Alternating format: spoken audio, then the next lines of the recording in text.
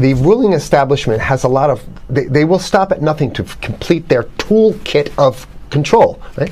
So one of the things that has been missing from the toolkit of total control has been quarantines and curfews, right? Mm-hmm. So now, welcome to the new world in America. If the ruling class ever saw wide-scale civil unrest, you'd see an Ebola outbreak in America right away. Okay, so this is, what you see is that Ebola is another tool in the toolbox of the ruling class control. Yeah, to keep down absolutely, repression. positively, 100%. This is a tool. The point is to get hundreds of thousands of people infected with it and create the next phase of control. Now, one of the things I'd like to show to back up my my claims here. Here's a document from the Rockefeller Foundation. Rockefeller Foundation, right there. You can zoom in on that, where my finger is. It's called Scenarios for the Future International Development, the Rockefeller Foundation. All right. Okay. Let's take a look at what they're saying here. This is something like a 50, 60-page document. I'd like you to go to page 18, if you can look at this up on the internet, but I'll read it off to you. It's called Lockstep. Lockstep. In 2010, they published this, Rockefeller Foundation, and here's what they're saying. They're saying that they call it a scenario. These are scenario narratives, and they speak about it in the past tense. So they put out this scenario, Lockstep. A world of tighter, top-down government control and more authoritarian leadership with limited innovation and growing citizen pushback. Okay, I'll read a little bit of it. In 2012, the pandemic that the world had been anticipating for years, nobody was anticipating a pandemic, finally hit. Unlike 2009's H1N1, this new influenza strain originating from wild geese, they use some scenario, but this is Ebola they're talking about. Ahead. Even the most pandemic-prepared nations were quickly overwhelmed when the virus streaked around the world, infecting nearly 20% of the global population and killing 8 million in just 7 months, the majority of them healthy young adults. The pandemic also had a deadly effect on economies. You can see the agenda. Just naked, raw, naked control agenda written down, and it's anybody's guess how this becomes effectuated in real life. So whether this is written specifically as marching orders or whether people take it upon themselves in the intelligence networks to say, okay, well, this has been produced, so this is the plan here. But these narratives have to be written in advance because the intelligence agencies don't know how to do these narratives. They need help. So these think tanks, they come up with these like Rand Corporation, Rockefeller Foundation. These are think tanks of death. They're not the think tanks, they're not there to find great ways to help people. Right? Okay, the pandemic also had a deadly effect on economics. International mobility of both people and goods screeched to a halt.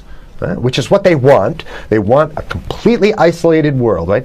Debilitating industries like tourism and breaking global supply chains. Well, of course they want tourism stopped because they're not in the tourism business, and they want you at home in your house in front of the TV. Then they got you because once you watch the TV, they own your soul.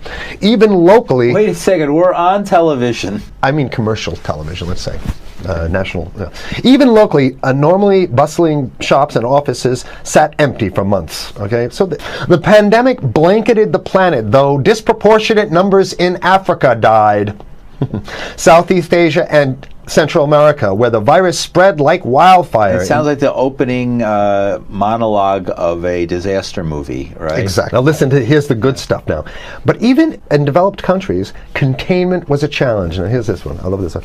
The United States' initial policy of strongly discouraging, in quotation marks, strongly discouraging citizens from flying proved deadly in its leniency. So they should have been tougher, right? Accelerating the spread of the virus, not just within the United States, but across borders. However, a few countries did fare better. China in particular. The Chinese government's quick imposition and enforcement of mandatory quarantine for all citizens, as well as its instant and near hermetic sealing off of all borders, saved millions of lives, stopping the spread of virus far earlier than in other countries. So the message is here is we have to look towards the Chinese, the oppressive totalitarian Chinese regime as an example of what we need to be doing here. And of course, the ruling class here loves the Chinese regime because they have demonstrated to the ruling class the most efficient form of capitalism, which is authoritarian capitalism. China's government was not the only one that took extreme measures to protect its citizens from risk and exposure. During the pandemic, national leaders around the world flexed their muscles, flexed their authority, and imposed airtight rules and restrictions, from the mandatory wearing of face masks to body temperature checks at the entries to communal spaces like that's what's happening right now. Yeah, there's some good stuff. Listen to this. And even supermarkets, they want body checks at supermarkets, okay? So basically what they're saying is they're building a system where every move you make, you gotta go through them.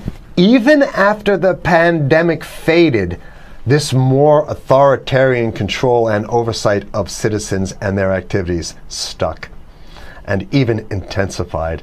In order to protect themselves from the spread of increasingly global problems, from pandemics and national terrorism to environmental crisis and rising poverty, leaders around the world took a firmer grip on power. At first, the notion of a more controlled world gained wide acceptance and approval.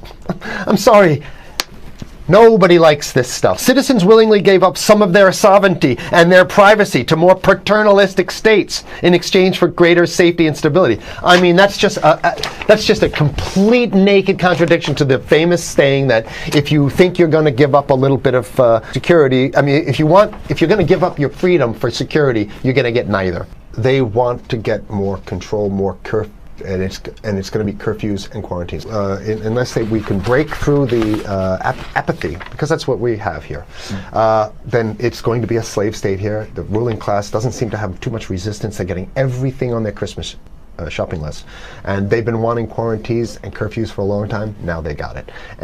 And if you want to live in a world where you're tricked into all this stuff because it's for your safety, right?